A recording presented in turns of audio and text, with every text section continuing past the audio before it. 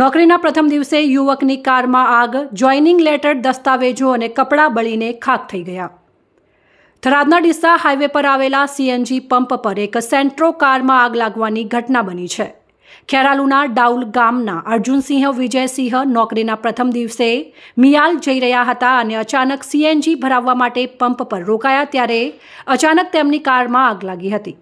આગની ઘટનામાં અર્જુનસિંહના નોકરીનો joining letter, આઈટીઆઈના દસ્તાવેજો અને કપડાં બળીને ખાખ થઈ ગયા.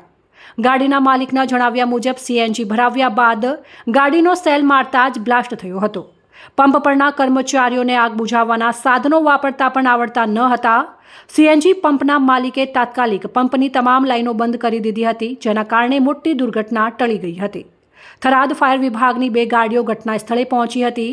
ફાયર ઓફિસર વિરમજી રાઠોડના જણાવ્યા અનુસાર 20 લીટર ફોર્મનો ઉપયોગ કરી આગ પર કાબૂ મેળવવામાં આવ્યો હતો. સીએનજી પંપ હોવાથી સુરક્ષાની દ્રષ્ટિએ વધારાની એક ફાયર ગાડી પણ બોલાવવામાં આવી હતી. આ ઘટનામાં કોઈ જાનહાનિ થઈ ન હતી.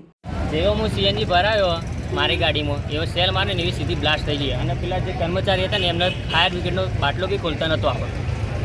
એવા કર્મચારી રાખીને તમારે કોમ શું કરવાનું?